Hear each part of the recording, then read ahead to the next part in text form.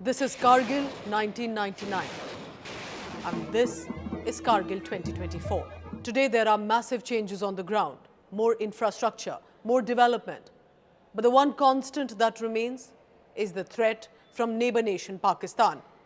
Pakistan's continuous intention to annihilate India via Jammu and Kashmir and Ladakh. When Pakistan sent terrorists into Ladakh in 1999, into these rugged mountains of Kargil, India decided to push back, and then began the Kargil War, technically starting from 26th May into the month of July.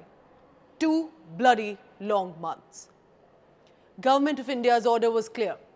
The Air Force and Ground Forces of India were given instructions to push back the intruders, to take back what was ours.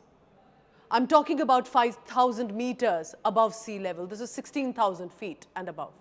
It means sometimes even breathing is not easy in this terrain.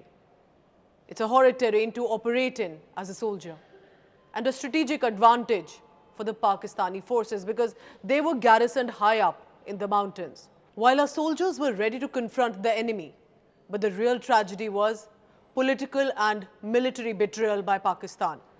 Indian Prime Minister Atal Bihari Vajpayee had taken a friendship bus to Lahore in February 1999, hoping against hope that possibly a hand of friendship may make the situation better, unaware that behind their back, Pakistan's Army General Pervez Musharraf was sending infiltrators into India to attack India barely 3 months later.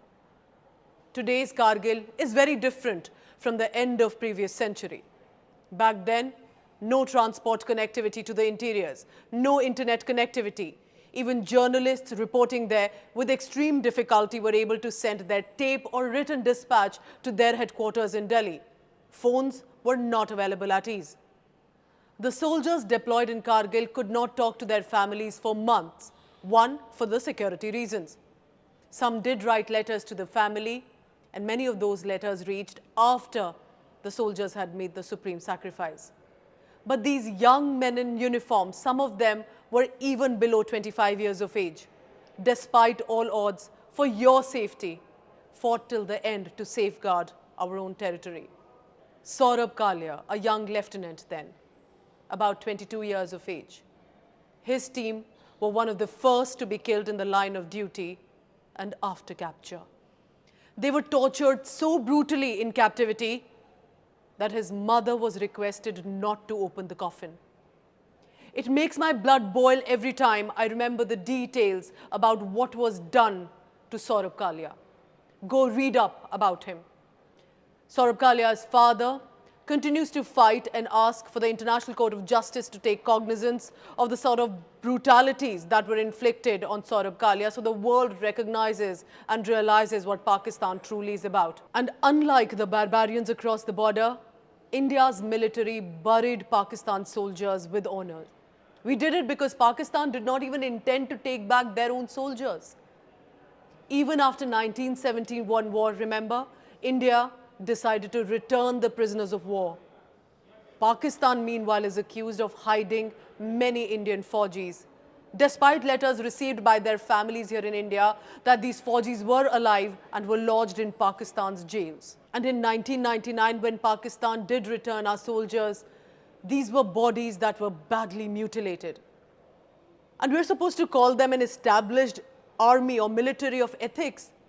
They're not much different from the raiders that Pakistan sent into Kashmir in October 1947 that had brutalized especially women to extremes.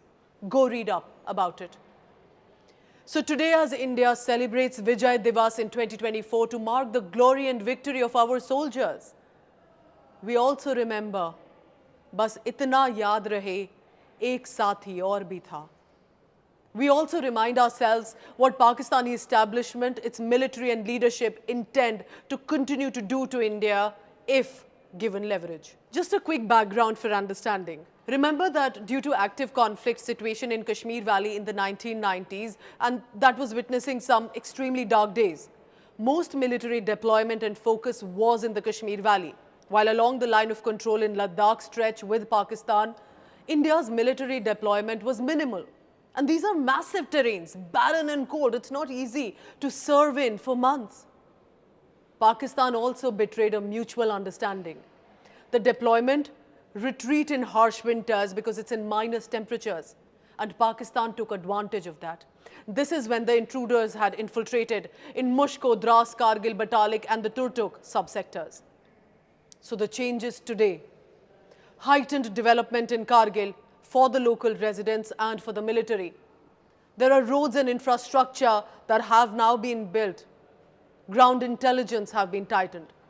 Deployments have increased, including in the winter season now, which means that there is a soldier standing in minus 30-degree temperature sometimes.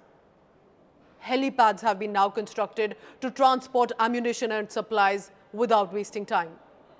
There are optical fibers, unmanned aerial vehicles that have been deployed in these areas, and there is much better mobile connectivity.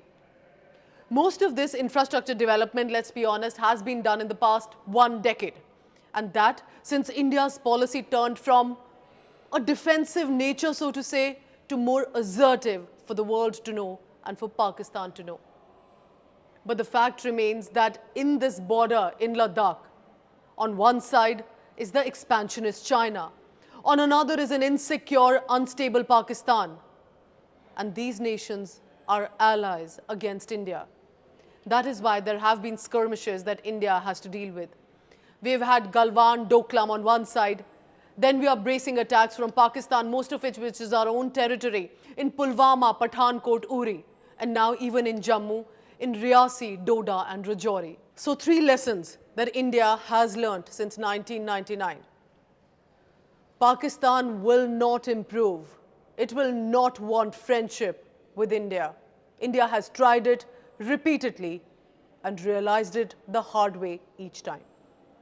India has moved from the defensive to assertive as a policy now, realizing that we need to put forth our stand each time and make it clear that it is our territory. But also, third, India cannot drop the guard. Not in Jammu, not in Kashmir, not in Ladakh, and I would say not even in Delhi, Mumbai or any other city. But my final point in this Homeland episode is also about the Western nations and their choice of allies. For quite a while, Pakistan was the starry-eyed boy of the West. The United States supported them for some strange reason that I'll never understand, and that despite Pakistan's jump into radicalism, that USA chose them as their ally more than India, despite the fact that Pakistan sponsored terror outfits, created base camp within their territory, was a safe haven for Dawood Ibrahim, Maulana Masood Azhar, Hafiz Saeed and Osama bin Laden. It was possibly until the USA conducted a secret operation about Osama bin Laden and then possibly realized what Pakistan is about. That is when, to a certain extent, that the relations between the two started to show cracks, especially when Western powers also realized India is the nation growing. Not within its own territory, but also Indians across the world were rising, from the United States of America to the United Kingdom, due to their education, positive contribution, discipline, and simply as good, honorable citizens. They were making leaders also of global corporations, and that could not be left unnoticed. I will sign off today with a message to the upcoming generation. I was in school when the Kargil War broke out. I remember what happened. In many ways, it has shaped my outlook. We were donating, contributing, reading and writing all about it. It is up to the next generation of Indians now to never forget the Kargil War. To not just turn the page as some history books, but to continue to read more about the men in uniform who never returned, who are alive now as veterans who have some very heroic tales to tell you. And you have survived so you could write more chapters of a peaceful, progressive India. To never take for granted the peace we see today in a strong, stable India. Thank you for watching. Jai Hind.